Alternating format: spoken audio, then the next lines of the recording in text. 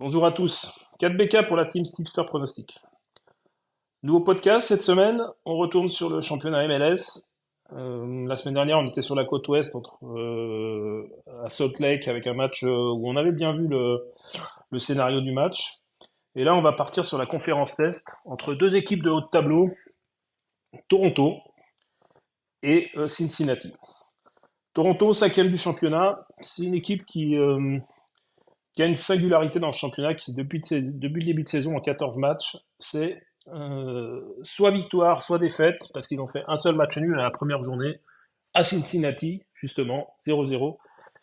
Mais depuis, c'est soit victoire, soit défaite, comme je vous le disais, avec une équipe qui reste très très fiable à domicile, avec 5 victoires en 7 matchs, qui reste sur un gros carton contre Montréal, et qui a ce côté offensif, avec une équipe qui est composée de joueurs comme Insigne, l'italien, Longstaff, un joueur anglais, et une petite révélation en attaque, un attaquant qui s'appelle Owuzu, qui vient de D2 allemande, et qui, depuis le début de saison, a déjà inscrit 6 buts. Alors, cette équipe de Toronto, très offensive à domicile, mais qui a également la particularité de prendre des buts, parce que depuis le début de saison, à chaque match à domicile, on a toujours assisté à un but des visiteurs, et parce qu'ils ont encaissé 15 buts en 7 matchs. Donc, on peut s'attendre, là encore, à un match où Toronto va attaquer en laissant probablement des largesses défensives. Pour ce match, ils devront plus composer sans Bernardici, leur joueur italien, qui pèse un peu depuis le début de saison. Côté Cincinnati, c'est une équipe qui avait mal débuté et qui vient d'enchaîner 6 victoires de suite, dont 3 à l'extérieur, et puis des victoires marquantes comme à Columbus, le champion en titre, ou à Atlanta, même si Atlanta, on le voit depuis quelques semaines, c'est pas folichon. C'est une équipe qui s'est inclinée que 2 fois contre les Red Bulls, et à Montréal dans un match où justement ils avaient fait un non-match. Et on retrouve dans cette équipe la star de l'équipe, un joueur qui a 29 ans, est en grande forme, qui a l'expérience de la MLS, Acosta, et qui début de saison, qui est déjà impliqué dans 16 buts, avec 7 buts, dans 16 buts, avec 7 buts marqués et 9 passes décisives. Donc là, c'est une équipe, là aussi, qui est portée sur l'attaque.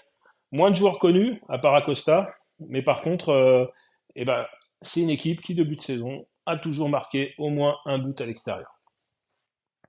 Donc on devrait se retrouver sur un match offensif, parce que je vois pas Toronto ne pas attaquer, je ne vois pas Toronto ne pas laisser d'espace, et Cincinnati, avec sa capacité à contrer et à marquer à l'extérieur, a la possibilité et les capacités aussi de marquer un but.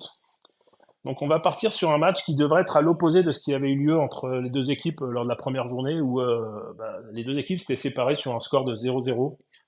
J'ai du mal à croire que sur ce match-là, on se retrouve sur un 0-0. On va s'intéresser un peu aux cotes. Alors, à part Bernardici, pas d'absence importante annoncée. Les équipes devraient aligner leurs meilleurs offensifs, leurs meilleurs éléments. Donc, on a légèrement favori Cincinnati, qui se trouve autour de 2,30. Et on a un Toronto qui est à 3,17.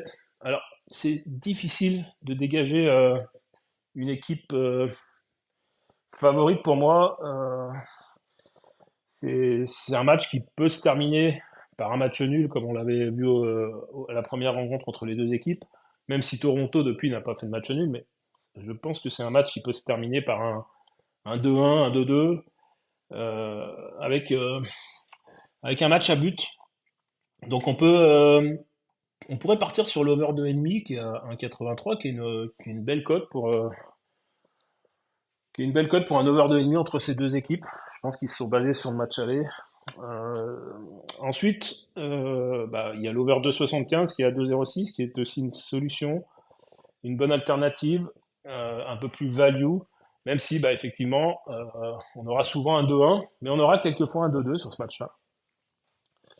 Donc voilà, et comme d'habitude, on va s'intéresser. Bon, les deux équipes marquent, c'est vraiment trop bas, mais par contre, comme la semaine dernière, on va repartir sur les deux équipes marquent et l'over 2,5 qui est au-dessus de 2, qui est à 2,15 sur Pinacle.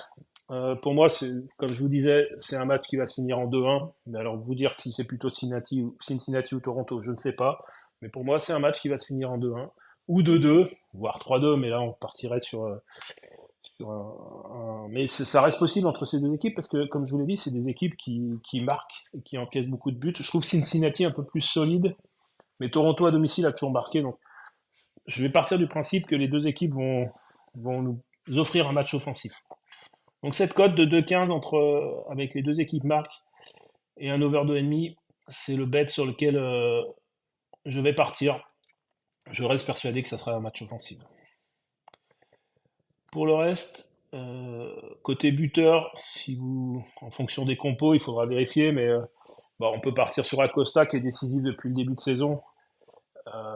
Ou alors peut-être une passe décisive d'Acosta, on va regarder les cotes sur Winamax. Je sais pas si ça va être disponible à cette heure-ci. Après, on a Insigné, même s'il marque pas beaucoup. Et puis après, on a la révélation au Bouzou. Ça peut être des bonnes alternatives pour ceux qui veulent jouer des buteurs ou des passeurs. Donc voilà. Donc, mon bet sur ce match-là, over 2,5 et les deux équipes marquent. Et ensuite, pour côté buteur, Oguzu ou Acosta décisif. Ça sera mes prédictions pour ce match que je trouve le match le plus intéressant de la nuit.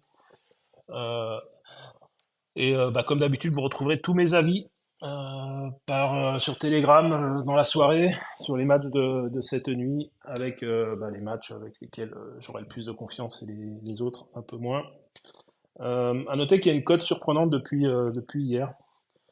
C'est la cote de Vancouver qui reçoit l'Inter Miami qui est située aux alentours de 1,75. Je pense que Messi ne va pas jouer. Parce que pour avoir une cote comme ça, c'est que Messi ne va sûrement pas jouer. Mais pour l'instant, il n'est pas annoncé absent. Donc il faudra checker les infos qui vont tomber dans la journée parce que je ne comprends pas pourquoi cette cote de l'Inter Miami qui se situe au niveau. Attendez, je vais vous dire à l'heure actuelle où elle est.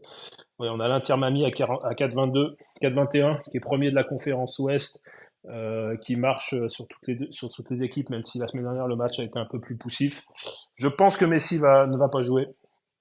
Je vois pas pourquoi la cote serait si haute. Autrement, à checker.